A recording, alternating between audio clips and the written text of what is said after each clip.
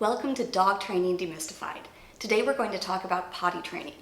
Potty training is one of those things that seems so simple, but it is often not easy. Take the puppy outside, the puppy potties, bring the puppy back in, and it's all good, right? If only that were true for all puppies. I will share with you a few of the main components to successful potty training today and what I think is one of the biggest mistakes people make. The most obvious component to potty training is taking the puppy outside frequently enough that the puppy does not need to potty inside. How frequently do you need to take them out? All the time. Well, it depends. The younger and the smaller the puppy, the more often they need to go outside. What the puppy is doing is a very important factor as well. Has the puppy just woke up, just ate, just played, just drank, just lost focus, is wandering or sniffing around? These are all times that puppies will be more likely to need to potty. So if the answer is yes to any of those, then take the puppy outside. It is better to go out more often than you need to than to have accidents in the house. Here is a clip of Sapporo pacing and wandering around as a sign she has to go potty.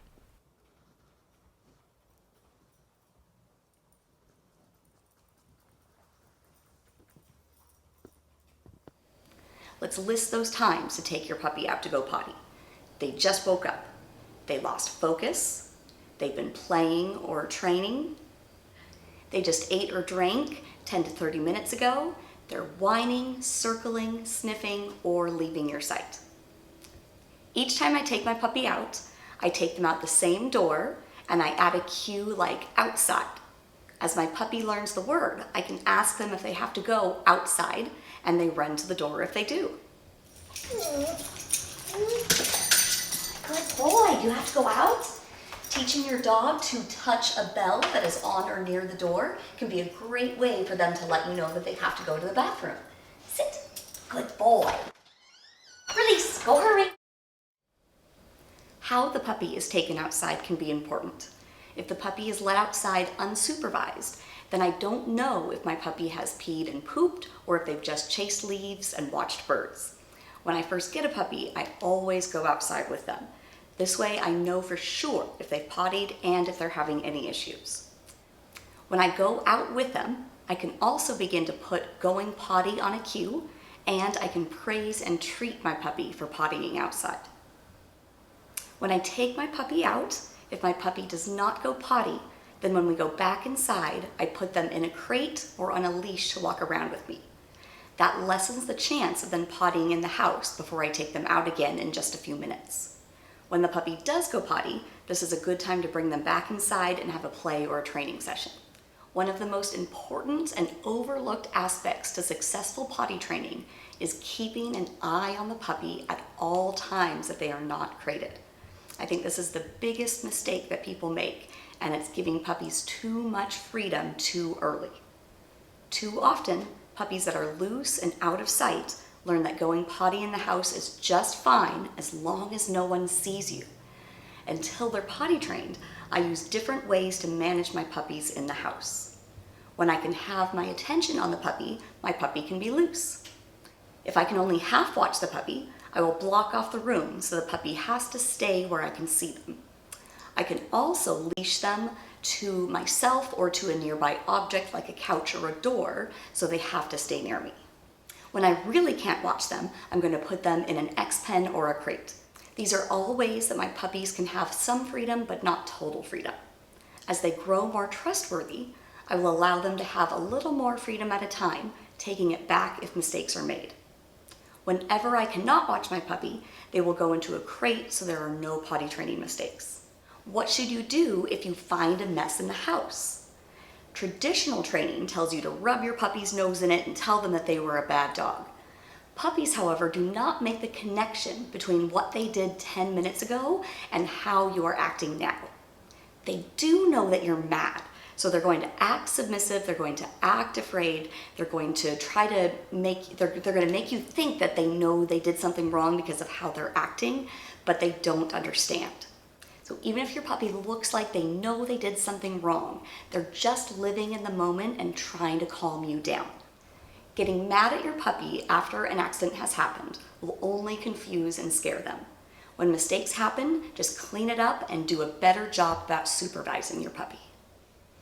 If I catch a puppy in the act of pottying in the house, I'm going to make a sound to interrupt them and tell them outside and take them out. I stay with them and praise them when they have gone potty outside.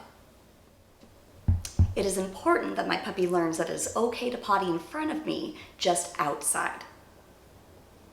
Knowing when your puppy has food or water is helpful. If my puppy drinks a large amount of water, I will take them out about 10 minutes or so after, and then a little while later. If they drink too much at once, do not leave water out. Some puppies just need to be given a little water at a time.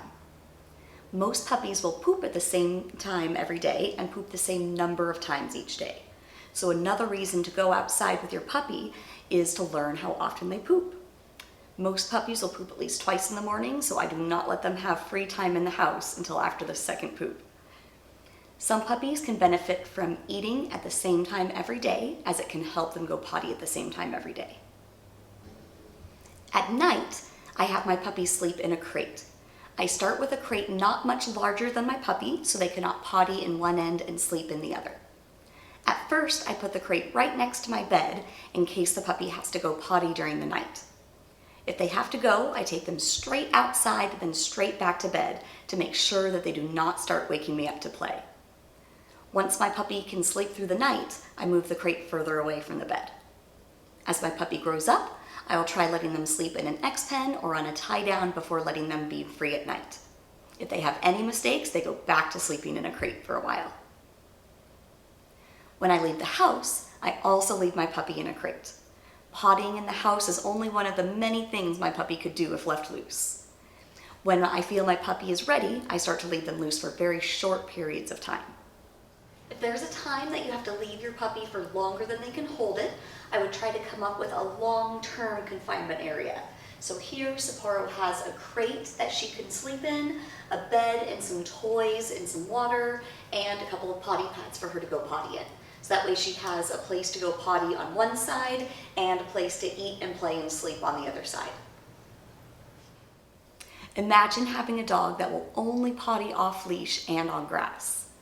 I seek out moments to have my puppies potty on gravel, dirt, sand, bark, and potty pads.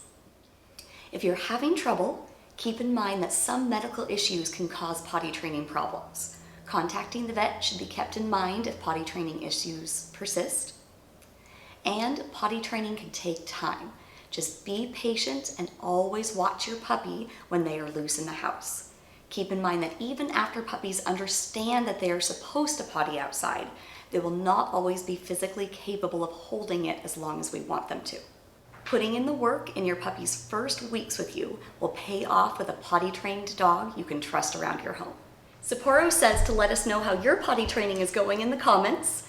Like, share, subscribe, and thank you for watching.